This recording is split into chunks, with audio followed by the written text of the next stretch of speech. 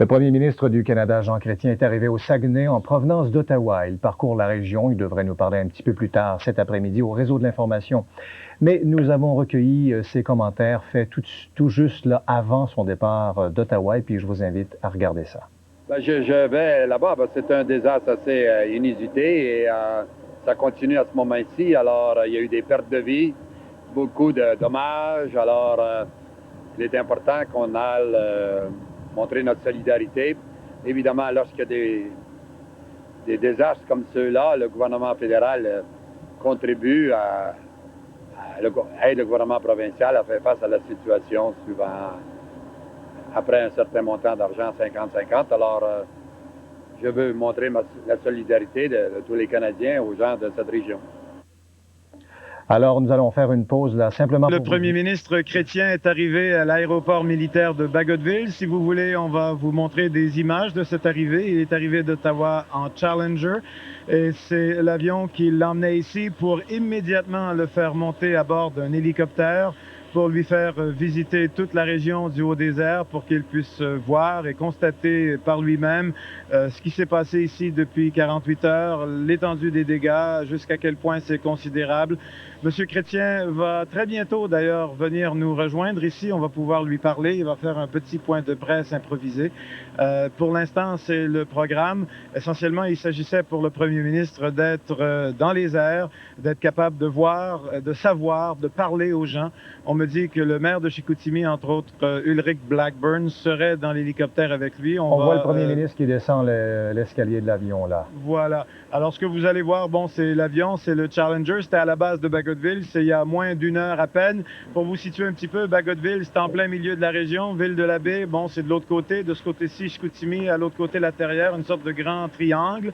Et la base militaire de Bagotville, forcément, on n'en a pas assez parlé, j'imagine, depuis 24 heures maintenant qu'on parle de cette tragédie. Mais la base militaire de Bagotville a été très importante dans toute cette opération, non seulement parce que c'est là que sont venus chercher et porter les blessés et les évacuer d'un peu partout, mais les militaires étaient déjà bien installés sur place pour justement entamer ce travail. Monsieur Chrétien, je vous l'ai dit, va faire le tour. On s'imagine bien qu'il va prendre au moins une bonne heure. Alors, on l'attend ici d'ici quelques minutes, Marius, et à ce moment-là, on va bien certainement vous prévenir, l'accueillir, lui parler et entendre ce qu'il a à dire à la presse régionale. Petite question, Louis, ça devrait se faire comment, ce tour-là, du premier ministre? Pas en voiture, quand même? Non, un hélicoptère de type Labrador, vous savez, ces énormes hélicoptères à deux pales. On n'a pas les images de l'hélicoptère pour l'instant, là, mais quand on va le voir arriver, alors c'est un énorme hélicoptère, les hélicoptères de sauvetage, et c'est une grosse machine à deux pales. Là. Et il va faire, on pense qu'en une heure, il aura eu le temps vraiment de faire vraiment le tour de la région à partir de Ville-de-la-Baie, peut-être même un peu plus loin, les villages en bas du Saguenay, évidemment Chicoutimi, La Terrière, Jonquière, et il va arriver ici bientôt. On a senti, Louis, tout à l'heure à la conférence de nouvelles du vice-premier ministre et de Jacques Brassard et puis de M. Perrault, on a senti là que les coffres du Québec vont être grattés au maximum de sorte qu'on va les vider complètement. Et puis, on a peut-être senti un petit clin d'œil à Ottawa. Est-ce que vous pensez que M. Chrétien sera sollicité? Oh oui, mais M. Chrétien va nous en parler. Il en a déjà parlé avant de partir d'Ottawa. Ils ont des formules pour ça. Les gouvernements ont déjà des ententes. Ce que je pense le Québec a dit ce matin, c'est que la situation va au-delà de ce qui est prévu, au-delà des ententes avec lesquelles on est habitué de travailler. Et je pense qu'avant même de partir d'Ottawa, M. Chrétien a dit qu'il comprenait ça. Et une des raisons pour lesquelles il est ici, c'est justement pour venir rassurer tout ce monde-là, à commencer par les maires des municipalités, les autorités provinciales, évidemment. Il y a aussi, c'est important à ce stade-ci, une certaine compassion, là, une certaine solidarité des ministres. Bon, ils sont là, les ministres du Québec à Jonquière, mais que le premier ministre vienne, vous l'avez dit, vous avez fait des manchettes avec ça depuis qu'on l'a su hier soir au sujet de M. Bouchard et de M. Chrétien ce matin. C'est important pour les gens ici. C'est un symbole important, pas nécessairement l'homme, le personnage, le parti, la politique, ça n'a rien à voir. C'est l'homme d'État, c'est le premier ministre du Canada. Ça va mal, il est ici, c'est ce que les gens trouve de plus important pour l'instant. Parce que, imaginez, ils ne savent pas encore. Il n'y a pas personne qui sait encore. J'ai essayé de vous mettre des bémols tout à l'heure pour vous dire, vous savez, faut pas partir en peur. C'est pas parce que derrière moi, l'eau se résorbe que ça va aller beaucoup mieux très vite. Au contraire, il y a des gens qui sont en train de m'expliquer depuis 1 heure que ça pourrait aller beaucoup plus mal, beaucoup plus vite. Donc, on n'est pas sorti de l'auberge et on va prendre les choses au fur et à mesure qu'elles se présentent. Pour l'instant, ça va particulièrement mal à Jonquière. On va avoir des nouvelles de ça, on va vous les montrer. Et on va avoir aussi les premiers ministres, parce que tout de suite après M. Chrétien, on va arriver à peu près dans les heures où M. Bouchard est attendu. Oui. Et lui aussi, espère-t-on, viendra non seulement donner un point de presse, mais viendra nous parler. En fait, c'est pas tellement nous parler que vous parler. Parler au Saguenay, parler aux gens du Québec. On l'a très bien senti tout à l'heure, M. Chrétien, lorsqu'il a quitté la base à Ottawa. On l'a fait entendre d'ailleurs à nos téléspectateurs. Le mot solidarité est revenu dans son discours. C'est une notion très importante, Louis. Oui, et on va le voir de visu, et quand il sera avec nous, il va s'expliquer lui-même, mais on va le voir d'ailleurs aussi, là. Vous avez des gens qui appellent la RDI pour offrir des couvertures, imaginez, hein, il y en a des couvertures au Saguenay, et je ne sais pas si on va en avoir besoin ou pas, on va manquer d'eau, ça c'est certain, on en manque déjà, mais ces solidarités-là, ça va faire la différence dans le moral des gens ici. Quand j'ai dit ce matin, et je regrette pas de l'avoir dit, mais ça fait mal à dire, mais c'était désolant, de voir les gens, de voir les visages, de voir le fond des yeux de ces gens-là qui n'en revenaient tout simplement pas. Et je vous parle même pas des victimes, là, je vous parle même pas des évacués, je vous parle des gens de la rue, des gens de la place. Vous savez, on est au Saguenay ici, là. On n'est pas, c'est pas une banlieue de Montréal, c'est pas une banlieue de Québec, c'est le Saguenay. Les gens se connaissent ici, toutes les familles, toute la journée, les gens venaient, la maison à Jean, la maison à Pierre, la maison à Jacques, c'est le frère de Denise, c'est la sœur de l'autre. On se connaît, on s'entraide. Bon, ça c'est une chose, mais ça veut dire qu'on subit en même temps tout ça. Et ça, là, ça va commencer, on a réagi. Pour l'instant, action-réaction, effet de domino, bon, mais ça va finir par faire mal à un paquet de monde. Je me rapporte seulement au tremblement de terre du 25 novembre 1988 qui a fait très mal. Les gens en ont parlé ici pendant très longtemps. Ils ont subi ça d'une façon très, très difficile. Il y a 25 ans, Saint-Jean-Vianney, c'était un village, 30 ou à peu près victimes, une petite région vraiment très isolée qui a été touchée. On en a parlé, on en parle encore. Ça a fait très mal. C'est plus dur ici. C'est une petite place. Ça fait mal dans les petites places, ces trucs-là. Et c'est vrai, d'ailleurs, les sinistrés ont trouvé refuge pour beaucoup dans leur famille, dans leur propre famille, hein? Oui, c'est pour ça que quand on parle pour l'instant d'aide aux sinistrés, ce sont des sinistrés qui sont pas gros durs, là, mais ils sont chez des amis, des parents, sont au sec, ça va bien, il y a tout ce qu'il faut. Ils vont s'apercevoir en ouvrant le robinet qu'il n'y a plus d'eau. Il y a des gens qui me disent on n'a plus rien à manger dans la maison, on va falloir qu'on aille au magasin. Là, les ponts, c'est pas les ponts, les routes sont coupées. Il y a des villages qui communiquent plus avec d'autres, des villes qui communiquent plus avec d'autres. J'en sais même plus où on en est par rapport à Chicoutimi-Jonquière. Une partie de la journée, ça a été fermé. Maintenant, on me dit que c'est réouvert. Alors, je ne sais pas vraiment comment ça va se terminer, mais on va acheminer ce qu'il faut là où il faut. Oui, et quand ces gens-là, par exemple, vont revenir à la maison, ça va être pas mal moins drôle.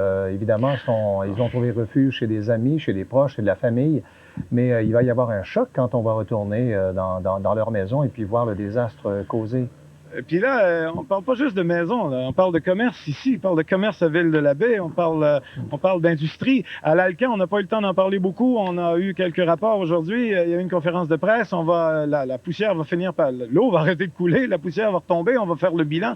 Mais à l'Alcan, c'est énorme, ça, tout le monde travaille à l'Alcan, on roule plus. Les cuves sont arrêtées, je sais pas si elles sont arrêtées partout, sûrement pas je pense pas à la Terrière, parce que là, il y avait vraiment pas de danger par rapport à l'eau, mais il y a des manques d'électricité, il y a des barrages qui sont obligés d'arrêter.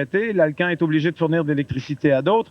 Bref, je n'étais pas à la conférence de presse, là, j'improvise jusqu'à un certain point, mais ce que je sais, c'est qu'au bout de la ligne, il va y avoir des répercussions. Tout le monde travaille pour l'Alcan ici, ou tout le monde travaille pour la forêt, le bois, le papier, et c'est toutes des industries maintenant qui sont enchevêtrées les unes aux autres, qui ont de la misère à réagir, qui vont réagir, mais ça veut dire qu'il va y avoir des gens, pas nécessairement au chômage, mais qui ne seront pas au travail là, pour un bon bout de temps, des choses comme celle-là. En plus d'avoir trouvé la maison sous l'eau, quand la maison ne sera pas carrément partie, au nombre de maisons qu'on a vu passer ici, j'ai pas assez de doigts sur les deux mains pour les compter, puis ça c'est seulement ici, alors j'imagine un peu toutes les rivières.